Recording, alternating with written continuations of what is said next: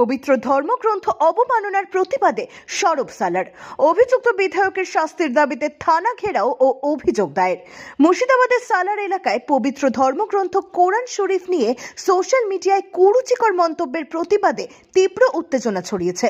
অভিযোগ উঠেছে প্রসঙ্গত গত 26শে ডিসেম্বর নদিয়া জেলার হরিণঘাটা বিধানসভার বিজেপি বিধায়ক অসীম সরকার মুসলিম সম্প্রদায়ের পবিত্র ধর্মগ্রন্থ সম্পর্কে অত্যন্ত আপত্তিকর ও অশালীন মন্তব্য করেন, যা সোশ্যাল মিডিয়ায় ছড়িয়ে পড়তেই জনমানসের ক্ষোভের সৃষ্টি হয়। এই ঘটনার প্রতিবাদে রবিবার সন্ধ্যায় সালার ইমাম সংগঠনের নেতৃত্বে কয়েকশো মানুষ একত্রিত হয়ে সালার থানায় বিক্ষোভ প্রদর্শন করেন এবং অভিযুক্তের কঠোর শাস্তির দাবিতে একটি লিখিত অভিযোগ দায়ের করেন। আন্দোলনকারীদের দাবি, এই ধরনের উস্কানিমূলক মন্তব্য পরিকল্পিতভাবে সাম্প্রদায়িক সম্প্রীতি বিনষ্ট করার চেষ্টা। সংগঠনের পক্ষ থেকে স্পষ্ট জানানো হয়েছে যে প্রশাসন যদি দ্রুত অভিযুক্তের বিরুদ্ধে আইনানুগ ব্যবস্থা গ্রহণ না করে, তবে আগামী দিনে তারা আরো বৃহত্তর ও জোরালো আন্দোলনের পথে হাঁটবে। তাই ভর সন্ধ্যাবেলায় সালার থানায় কেন? আপনারা হয়তো বিভিন্ন আপনার মিডিয়া আপনারা নিশ্চয়ই আমাদের থেকে ভালো জানবেন যে হরিণঘাটার বিধায়ক অসীম সরকার তিনি কোরআন শরীফ নিয়ে কোরআন শরীফ জানেন না, বোঝেন না। কোরআন শরীফ নিয়ে এমন মন্তব্য তিনি করেছেন যে মন্তব্যরা প্রত্যেকটা মুসলমানের অন্তরে আঘাত পেয়েছে। তারই পরিপ্রেক্ষিতে আমরা সালার থানায় তার নামে জামিন অযোগ্য ধারায় এফআইআর করতে এসেছি। অসীম সরকার যদি গ্রেপ্তার না হয়, এরপর আপনারা কি অবস্থা নেবেন? অসীম সরকার গ্রেপ্তার যদি না হয়, আইনের প্রতি আমাদের শ্রদ্ধা রয়েছে, আইনের প্রতি আমাদের আস্থা রয়েছে।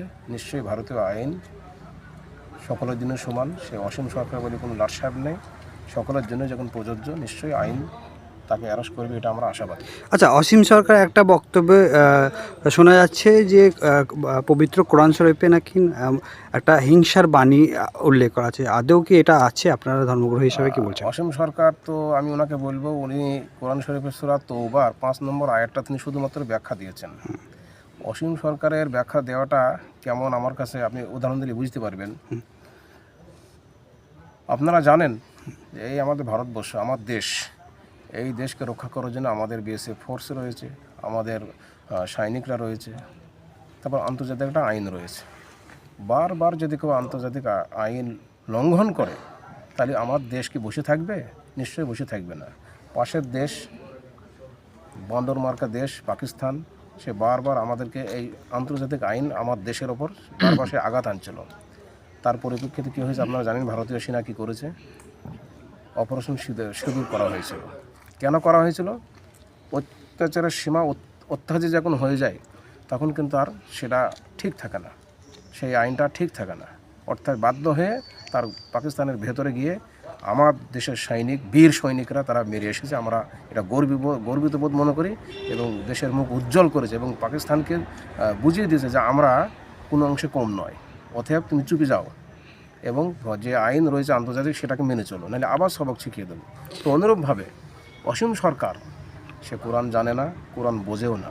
কোরআন শরীফের সূরা তওবার শুধুমাত্র আপনার 5 নম্বর আয়াতটা ব্যাখ্যা করেছে, ওখানে হিংসার বাণী, যে মুশরিকদের ধরো, মারো, কাটো ইত্যাদি।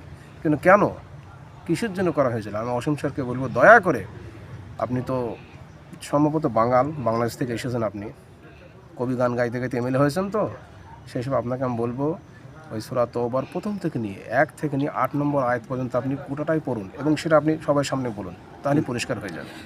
কেননা বিশ্বনবী সাল্লাল্লাহু আলাইহি ওয়াসাল্লাম ওটা হুদাইবিয়া যুদ্ধ বলে, সন্ধি বলে, সেই সন্ধিতে আপনার একটা চুক্তিনামা হয়েছিল। সেই চুক্তি বারবার ওই মুনাফিক বা মুশরিক গোষ্ঠীগুলি বারবার আঘাত আনছিল। বারবার 10 বছরের যে চুক্তি, বারবার সে আইন লঙ্ঘন করছিল। ওটা রাষ্ট্রীয় চুক্তি ছিল, কিন্তু বারবার যখন আইন লঙ্ঘন করা হয়, তাদেরকে শেষ সতর্কবাণী দেওয়া হলো যে 4 মাস তোমাদেরকে অপেক্ষা করা, তোমার জন্য তোমরা শুধরে যাও, 4 মাস তোমাদেরকে টাইম দেওয়া হলো। তারপরেও তারা যখন মানলো না, শুধুমাত্র ওই মুশরিক কটা, তাদের জন্যই আয়াতটা প্রযোজ্য। ওই মুশরিক কটিকে, তাদের মুশরিকগুলিকে আল্লাহ রাব্বুল আলামিন বিশ্বনবীকে হুকুম দিলেন যে এদেরকে যেখানে পারো মারো, কেন এরা আর সাইজ হবে না। যেমন পাকিস্তানকে মারা হয়েছে, বান্দরামো করেছে, বান্দরামো যেমন ঠিক যেভাবে দেওয়া হয়েছে, ঠিক অনুরূপভাবে বিশ্বনবী সাল্লাল্লাহু আলাইহি ওয়াসাল্লামকে এইভাবে আল্লাহ নির্দেশ দিলেন, কিন্তু অসীম সরকার সবটাই গুলিয়ে দিলেন যে মুশরিকদের ধরো, যারা শিরিক করে বা আল্লাহকে যারা মানে তাদেরকে ধরো, কতল করো, অমুক নয়, কখনো এটা ভুল ধারণা। তারপরেও তাদেরকে সুযোগ দেওয়া হয়েছিল, যদি তারা তওবা করে ফিরে আসে তাদেরকে ক্ষমা করে দাও। এবং এই আয়াতের পরিপ্রেক্ষিতে আপনার 8 নম্বর, 7 নম্বর, 5 নম্বর বা 4 নম্বর আয়াতে বলা আছে, আরও যারা মুশরিক, যারা চুক্তি ভঙ্গ করেন তাদেরকে তোমার নিরাপত্তা দাও, তাদের সাথে ভালো ব্যবহার করো, তাদের সাথে কোনো রকম অন্যায় আচরণ যেন না করা হয়। এটা অসীম সরকার বললেন না। সেই জন্য আমি অসীম সরকারকে বলবো, আপনি আপনার সূরা তওবার 1 থেকে নিয়ে 8 নম্বর আয়াত পর্যন্ত গোটারে আপনি ব্যাখ্যা করে আপনি শোনান। এবং শুধু অসীম সরকারকে নয়, সকল জনগণকে বলছি, আমার ভারতবাসীকে বলছি, যারা কোরআন নিয়ে বিরূপ মন্তব্য করছেন বা কোরআন নিয়ে যারা বোঝার চেষ্টা করছেন তাদেরকে বলবো, আমার মুসলিম ভাইদেরকে বলবো, অমুসলিম ভাইদেরকে বলবো, আপনারা সূরা তওবার 1 থেকে নিয়ে 8 নম্বর আয়াত পর্যন্ত গোটাটাই আপনারা পড়ুন। শুধু আপনার শাব্দিক মানে পড়লে হবে না, তার প্রেক্ষাপটটা পড়ুন, তাহলে বুঝতে পারবেন কী কারণে আল্লাহ রাব্বুল আলামিন হুকুম করেছিল। বর্তমান এই আয়াতের হুকুম এই মুহূর্তে আমাদের জন্য ফরজ নয় যে মারতে হবে, শুধুমাত্র ওই মুশরিক করার জন্য এটা প্রযোজ্য ছিল, কিন্তু অসীম সরকার গোটাটাই গুলিয়ে দিল। এটাই আমাদের কাছে খুব দুঃখজনক বা আমাদের অন্তরে আঘাত দিয়েছে যে হিংসামূলক বাণী। অসীম বাবা, আপনি বুঝেননি, কোরআনের কোনো বাণীতেই আমরা প্রত্যেকটা ধর্মগ্রন্থকে শ্রদ্ধার সাথে সম্মান দিই। অতএব আপনার উচিত ছিল, আপনি একটা কবি গায়ক, প্রত্যেকটা ধর্মকে সম্মান জানানো আপনার উচিত ছিল। এটা যখন করলেন না, আমরা বাধ্য হয়ে আপনার বিরুদ্ধে ভারতীয় আইনকে সাথে নিয়ে আইনের দ্বারস্থ হয়েছে। আমরা আশাবাদী নিশ্চয়ই এই অসীম সরকারের মতো লোক যারা সমাজে যারা বিভ্রান্তি ছড়াবে, সমাজকে যারা আপনার সাম্প্রদায়িক বিষ ছড়াবে, তিনি একটা আইনসভার সদস্য হয়ে ভারতীয় সংবিধানের শপথ নিয়ে আমি বলতে চাই যে অসীম সরকারকে এই খোলা আকাশে না থেকে তাকে এই দেশের স্বার্থে, জাতির স্বার্থে, জনগণের স্বার্থে তাকে জেলখানার 4 দেওয়ারের ভেতরে থাকাটাই সবথেকে মনে হয় নিরাপত্তা হবে। আচ্ছা, অসীম সরকারের অভিযোগ, তাকে নাকি মৌলবাদী মুসলমানরা প্রাণনাশের হুমকি বারবার ফোনে আসে। তিনি এই পরিপ্রেক্ষিতে একটা থানায় অভিযোগও দায়ের করেছেন। আপনারা এটা কিভাবে দেখছেন? ভয় পাওয়ার কিছু নেই। তিনি আমরাও দেখেছি ওটা, তিনি কোনো এক থানাতে রাতেই গিয়েছেন, তো তাকে প্রশ্ন করা হল না, তিনাকে খুনের হুমকি দিচ্ছে। আজকে এই পরিস্থিতিতে হতে হলো কেন? যদিও এই হুমকিগুলো আমরা ইসলাম কখনোই মানে না, তাকে মারা, তাকে কাটা, এটা কখনোই মারে না। আমরা কখনোই এতে বিশ্বাসী নয়, আমরা আইনে বিশ্বাসী। অতএব এই অবস্থাটা তার হলো কেন? নিশ্চয়ই কোরআন শরীফ হাত দিয়েছে, এটাই হয়েছে। সেই জন্য অসীম সরকারকে বলবো, তিনি সকলের সামনে ক্ষমা চাক, যেটা আমার ভুল হয়েছে, তাহলে তো সমস্যা মিটে দেয়। ঠিক আছে, আপনার নাম পরিচয়? আমার নাম মামুন মহালদার, সালাদ থানার ইমাম এবং জমিয়তের সম্পাদক। এই অসীম সরকারের যে বক্তব্য, এটা আপনাদের ধর্ম আবেগে আঘাত করেছে, আপনারা এটা কিভাবে দেখছেন? দেখেন, প্রথমত একটা জিনিস বলতেই হয় যে তিনি জনপ্রতিনিধি হয়ে তিনি যখন শপথ নিয়েছিলেন যে সমস্ত জিনিসকে মেনে চলার, প্রথমত এই ধরনের একটা মন্তব্য করে, কোরআনের বিরুদ্ধে মন্তব্য করে তিনি শপথ ভঙ্গ করেছেন।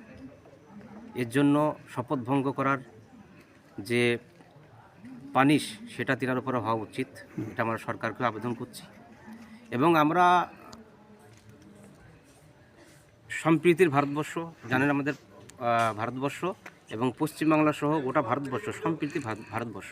আপনি ইদানিং দেখেছেন যে আমরা পুরোহিত সমাজ, আমাদের ইমাম সমাজ একসঙ্গে আমরা সকলে মিলে রোজার সময় ইফতার করি। তেনাদের যখন পুজো হয় কোনো হিন্দু ভাইদের, আমরা তেনাদেরকে শুভেচ্ছা জানাই। এই যে একটা সম্প্রীতি আমাদের মধ্যে আছে, সুন্দর একটা সম্প্রীতি, গুড আন্ডারস্ট্যান্ডিং, এইটাকে নষ্ট করার জন্য একটা চক্র কাজ করছে। সেই চক্রের অংশ হচ্ছে অসীম সরকার, মানুষকে উত্ত্যক্ত করার যে চেষ্টা করছে। আমরা আবেদন করি সরকারের কাছে যে অসীম সরকারকে গ্রেপ্তার করে, যথাযথ গ্রেপ্তার করে এর আইন অনুযায়ী ব্যবস্থা গ্রহণ করা হয়। হ্যাঁ, কোথাও কি কাজী নজরুল ইসলামের যে বাণী ছিল যে মোরা এক বিন্দে দুটি কুসুম হিন্দু মুসলমান, সেটাকে কি ভাঙার একটা পরিকল্পনা চলছে? অবশ্যই ভাঙার চেষ্টা চলছে। আমরা এখানে সম্প্রীতি, সুন্দর সম্প্রীতিভাবে বসবাস করি। আমরা হিন্দু সমস্ত জাতির সকলে মিলে আমরা ভারতবর্ষে চলাফেরা করি, ঠিক আছে? সেইটাকে নষ্ট করার জন্য, সেই সম্প্রীতিকে নষ্ট করার জন্য এই অসীম সরকার এই ধরনের মন্তব্য করেছে। এর জন্য আমরা বারবার আবেদন জানাচ্ছি এবং এটাও জানাচ্ছি যে যদি এতই তেনার জানার আগ্রহ থাকে, এরকম মন্তব্য করার দরকার হয়, একাকী নয়, তিনি কোনো ডিবেটে আসুক, ডিবেটে এসে তেনাকে চ্যালেঞ্জ জানানো হচ্ছে, কোনো ডিবেটে এসে আমাদের সঙ্গে ওপেন চ্যালেঞ্জ থাকছে কোরআনের বিষয়ে নিয়ে আলোচনা করুক, দেখি কে জিতছে আর কে হারছে। ঠিক আছে, আপনার নাম একটু পরিচয়। আমি হচ্ছি সালার ইমাম সংগঠন এবং সালার ব্লক জমিয়তুল মেহিনদের সহ সম্পাদক। বলছি দাদা, কোন কোন ধারায় আপনারা আজ এই অভিযোগ করলেন? আজকে আমরা পশ্চিম সরকারের কোরআন অবমাননার বিরুদ্ধে যে ধারাগুলো প্রয়োগ করেছি সেটা হচ্ছে 196 আইপিসি, 299 আইপিসি এবং 353 আইপিসি। তিনি একজন জনপ্রতিনিধি হিসাবে যখন শপথ গ্রহণ করেন, তখন তো এইসব জিনিস ওনাকে মেনে নিতে হয় যে সর্বধর্ম নির্বিশেষে আপনাকে কাজ করতে হবে। তো ইনি একজন জনপ্রতিনিধি হিসাবে এইরকম একটা বক্তব্য আপনারা কোন চোখে দেখছেন? দেখুন, পশ্চিম সরকার তিনি যে একজন কবি আর আমরা জানি তেনার পরিচিতি, তো কোরআন সম্পর্কে তেনার কোনো জ্ঞান নাই। তিনাকে আমার যতটুকু ধারণা, আমার ক্ষুদ্র ব্রেনে যতটুকু আসছে, যে ওনাকে অন্য কেউ বলা করাচ্ছে, হ্যাঁ, যাতে হিন্দু মুসলিমের মধ্যে যে সম্প্রীতি আছে, হ্যাঁ, যে ঐক্য আছে, সংহতি আছে, সেটা যাতে নষ্ট হয় এবং কোনো একটা গোষ্ঠী তাদের জন্য ভোট ব্যাংকের সুবিধা হয়, সেটা তারা করানোর প্রচেষ্টা চালাচ্ছে। এটা আমার ধারণা। আজকে অভিযোগ জানালেন আপনারা, তাই তো? জি, পুলিশ প্রশাসনের কাছে কি আস্থা পেলেন? আমাদের সালার থানার সম্মানীয় বড়বাবু উনি আমাদেরকে বলেছেন, হ্যাঁ, যে আমি যথারীতি আপনাদের যে এফআইআর সেটা পৌঁছে দেব। হ্যাঁ, উনি আমাদের সঙ্গে খুব ভালো ব্যবহার করেছেন। আমাদের যিনি সম্পাদক মামুন মহলদার ভাই, আমাদের সভাপতি সাহেব, সবাই আমরা আছি। আপনার নাম একটু পরিচয়টা। আমি হাফেজ মোহাম্মদ নিসার আহমেদ।